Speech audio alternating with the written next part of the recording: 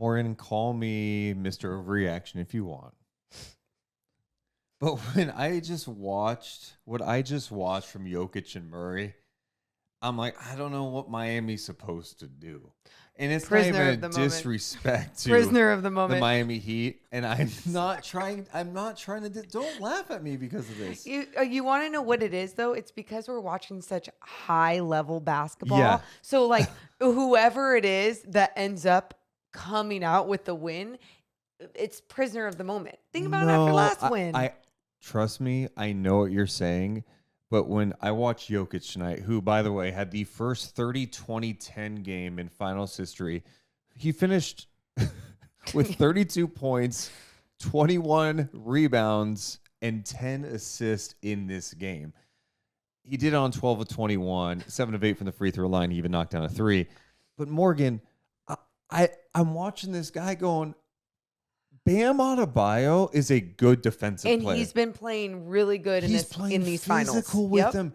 They're doing everything they can on this guy, and it doesn't matter because he's that good. It's not a disrespect to Bam. It's not saying Bam's doing a shitty job. No. I'm amazed at what Jokic is doing right now. You asked me, you go, while we were watching the game, how do you stop this guy?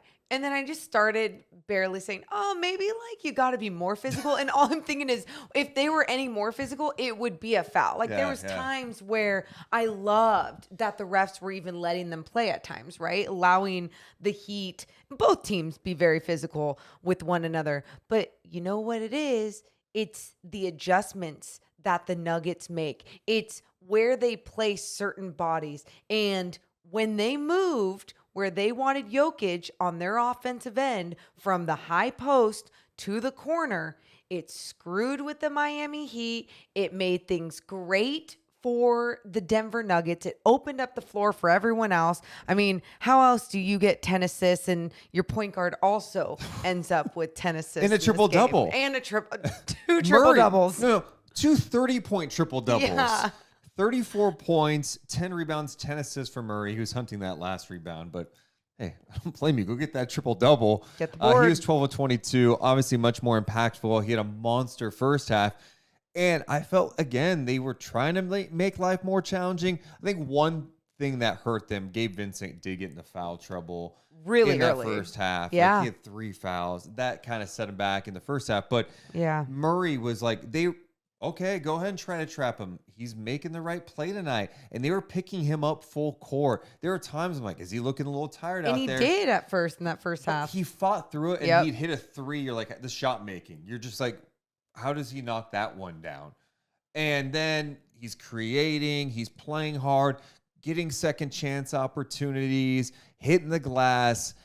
This guy has elevated his game so much, and we remember what he did in the bubble last time, and of course he had the ACL, and even this year, like, God, he's missing games with the knee. He doesn't look great at times. Shows you, man, be patient. This guy had a major injury, and he's come back from it, and he's playing at a star level. And I think what I've had so much fun watching in this postseason, and especially in these finals so far, is that you're seeing players really step up in some of the biggest moments on the biggest stage.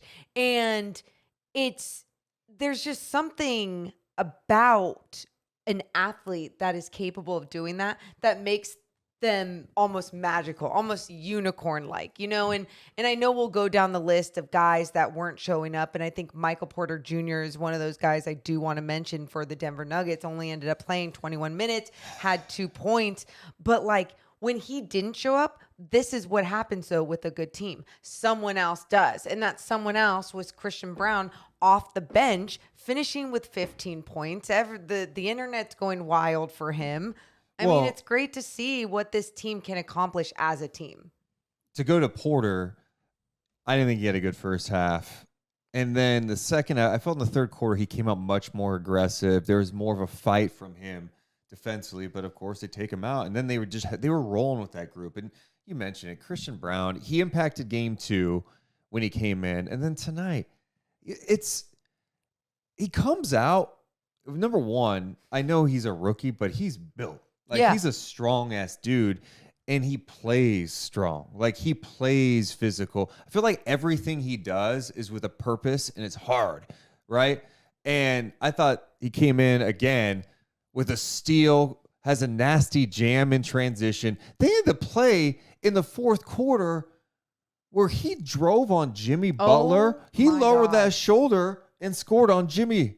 That was an impressive play. There was a few times the way that he was going strong to the basket. You're just like, this guy is not only young, he's just super athletic, super strong. And there's a tweet I wanted to show you talking about the Nuggets strength and conditioning coach and how he just quickly liked Christian Braun for his practice, competitiveness, and for embracing the team's weight training sessions. Yeah. So like, you drafted a young player that was ready to buy in from day one, right? And you obviously have a good system there. I mean, you obviously trust him enough to put him in a finals game, right? And keep him in there for 19 minutes. And he was awesome. And it was playing with that type of aggressiveness, playing with that type of effort, and then on the backdoor cuts. Oh my God, because of the adjustments in the zone. I mean, you look at tonight, I thought Denver solved the zone tonight. And there are times, because Miami's so good at mixing it up, they still cause some weirdness with possessions. They force you to get into possessions late.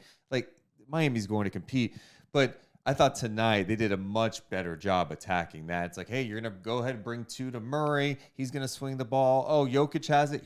He knows there's an open guy. Christian Braun's going to be cutting baseline for an easy score. That happened a couple of times tonight for Christian Braun. He ends up finishing, as you mentioned, with 15 points. He missed 1 shot, 7 of 8. Wow. He had 4 rebounds, too, in those 19 minutes. So on a night where Porter gives you really nothing, again, offensively, which has been kind of a theme in this series, you have other guys step up. So that was good. And, Murray and Jokic were amazing. And you mentioned this during the game as well, Aaron Gordon, and just how at times he can seem underrated. I know he finished with 11 points, but you're looking at what he's doing on the defensive end. He finished with a double-double, 10 rebounds as well. But, I mean, on the defensive end, again, another strong guy on this Nuggets squad, a guy that is battling down low.